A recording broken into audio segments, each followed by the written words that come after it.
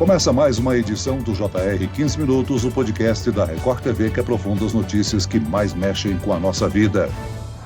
O verão começou oficialmente em 21 de dezembro de 2022. Como é comum, se esperava calor na nova estação, mas depois de um mês de dezembro com muitos dias frios, não está descartado que isso se repita em janeiro. Frio inesperado, muita chuva ou tempo seco. O que nos reservam os próximos meses de verão? As estações do ano estão mudando de características e o efeito Laninha vai se estender por toda a estação? No 15 Minutos de hoje, eu converso com a meteorologista do Instituto Climatempo, Maria Clara Sasaki. Seja bem-vinda, Clarinha.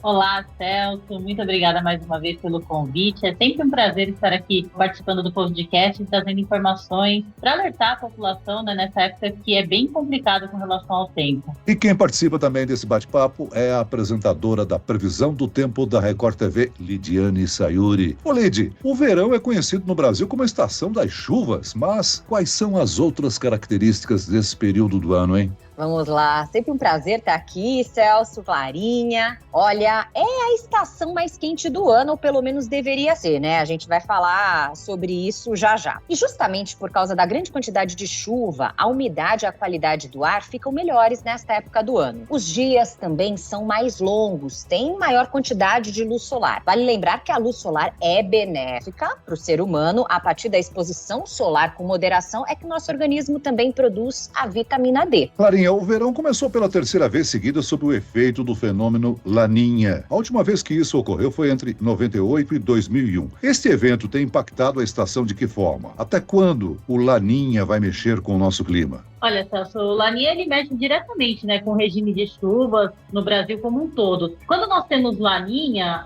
a atmosfera fica mais resfriada, então as ondas de frio são potencializadas no inverno, e quando temos ondas de frio durante a primavera e também no verão, elas também são potencializadas, por isso que a gente acaba tendo temperaturas abaixo da média climatológica. Entre o sudeste e o centro-oeste do Brasil, é normal que se formem os corredores de umidade, principalmente nos meses de verão. Só que quando temos Laninha, esses corredores de umidade aparecem com mais frequência, e é por isso que as chuvas também ficam mais frequentes, mais volumosas, e tem maior quantidade de água na atmosfera. A água na atmosfera, a umidade na atmosfera, ela serve como se fosse um isolante térmico, não deixa a temperatura subir muito. Quando temos o tempo mais seco, a temperatura acaba disparando, ficando bem acima da média climatológica, e quando tem muita umidade, a gente acaba observando temperaturas abaixo do normal, temperaturas abaixo da média, por isso esse friozinho aí entre o final da primavera e o início do verão. O Laninha ele está chegando no final, a partir aí de fevereiro, março, a gente já observa um aquecimento das águas do Oceano Pacífico, voltando para uma condição de neutralidade climática e possivelmente até um El Niño lá para o final do ano. Clarinha, como você disse aí, uma das principais características deste fenômeno justamente é a distribuição irregular dos volumes de chuva. Uma grande preocupação, principalmente na região sul do país. Isso pode colocar a produção agrícola em risco? Pode sim, viu, Lídia? Aliás,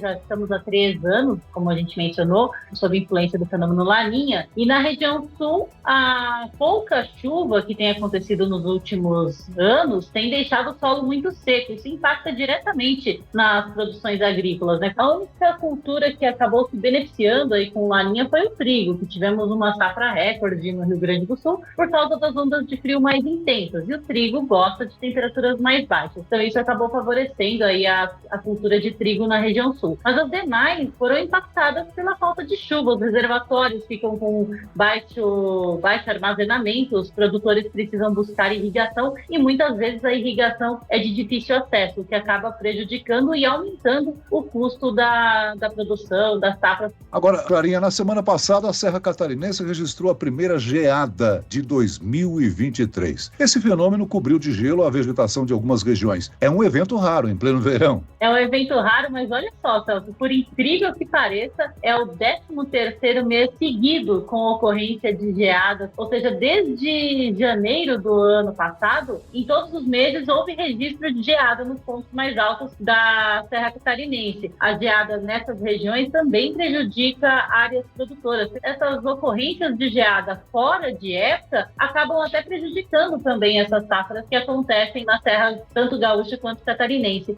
E também tem acontecido por causa do fenômeno Laninha que a gente mencionou, que deixa a atmosfera um pouco mais resfriada. Durante a madrugada, sem nebulosidade, a temperatura cai bastante e é por isso que acontece esse fenômeno, deixa a superfície toda coberta de gelo por causa da perda de calor da superfície para a atmosfera, Celso. Clarinha, a gente está num mês de férias, principalmente férias escolares. Muita gente viaja, ou fica aqui na cidade também para aproveitar. E assim, sair de casa, seja para pegar a estrada, rumo ao interior, litoral ou aqui pela cidade, exige aí quase um malabarismo. A gente leva roupa leve ou blusa de frio? Leva o maiô ou o moletom? O guarda-chuva ou o protetor solar? Ou até os dois? As pessoas têm sido surpreendidas por pancadas de chuva e frio também. Por que as estações do ano, de certa forma, assim, estão perdendo as suas características originais? É muito comum a gente pensar em características originais, né, em características naturais da estação, quando vivemos 3 anos seguidos de Laninha. O Laninha, ele mexe muito, né, com a climatologia, mexe muito com a meteorologia, né, em áreas do Sudeste, do Centro-Oeste, até mesmo no Nordeste do Brasil. Essas pancadas de chuva repentinas, essa grande quantidade de água que provoca transtornos, ela acaba sendo potencializada, né, pelo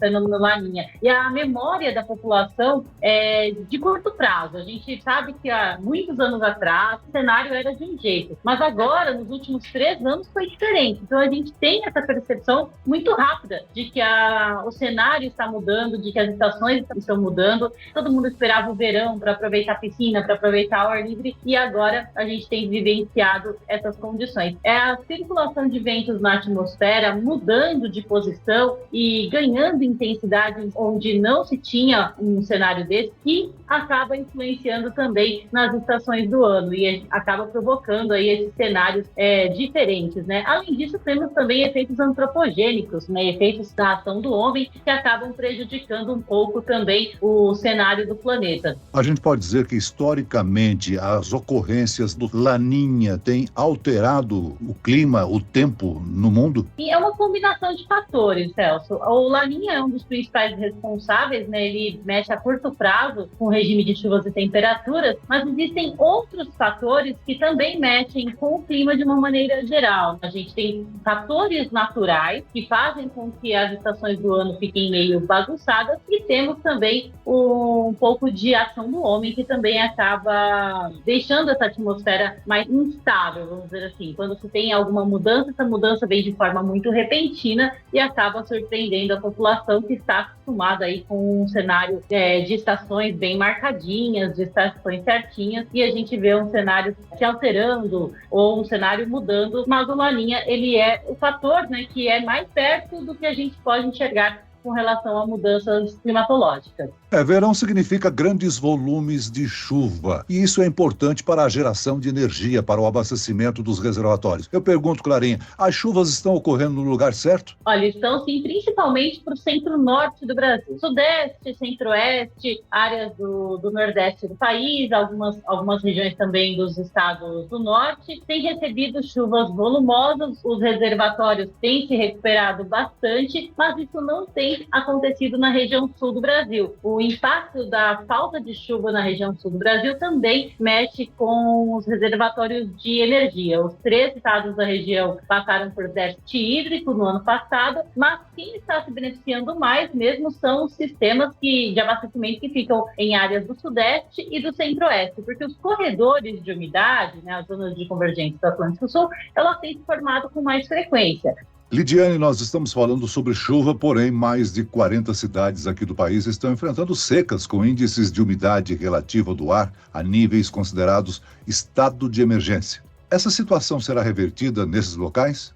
Vamos lá, Celso. A gente tem cidades do Rio Grande do Sul e de Mato Grosso do Sul em estado de emergência justamente por causa da seca. Essa já é uma condição conhecida nestes locais nesta época do ano. Mas o problema é que este ano, assim como nos últimos 2, nós tivemos e temos a influência do Laninha, que piora ainda mais essa situação. Então já é uma situação não confortável nesses locais, piorada por causa do efeito Laninha. E o Laninha deve terminar junto com o verão. Então, logo após, assim, para abril, este cenário deve começar a mudar. O problema é que o outono deve ser um período de neutralidade, ou seja, sem Laninha e El Ninho. Mas a chance do no inverno termos o El Ninho, que significa bastante chuva para a região sul. Como a seca nestas cidades já acontece por um longo período, então a gente precisa de um extenso período de chuva também frequente para que a situação se torne, no mínimo, confortável. É muito tempo de solo extremamente seco e só uma condição realmente de chuva frequente e volumosa vai conseguir deixar a situação em normalidade. Eu citei aqui as chuvas intensas, né,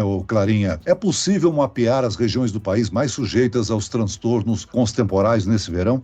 Com certeza, Celso. A gente viu que a chuva está concentrada na metade norte do Brasil. A gente sabe que no estado de São Paulo, muitas áreas são áreas consideradas de risco, né? Principalmente na faixa leste do estado. A gente já tem uma noção que áreas de encosta sofrem com deslizamentos, região metropolitana de São Paulo sofre com alagamentos, áreas no interior do estado sofrem com ventanias e chuva de granizo. Então, sempre que a gente vê um cenário desse, a gente já sabe quais são as áreas que merecem uma atenção maior. Esses estados que ficam mais próximos ao oceano são estados que normalmente registram transtornos com relação à chuva. Mesmo que essa chuva não seja essa chuva que está acontecendo agora, né? Mesmo que as pancadas aconteçam no final da tarde, vem aquela chuva forte com volumes acumulados em um curto período de tempo, essas regiões sofrem com transtornos, com alagamentos, com deslizamentos, são regiões típicas, né? Elas já são mapeadas. O nosso papel é mostrar onde que vai chover forte, por quanto tempo seguido,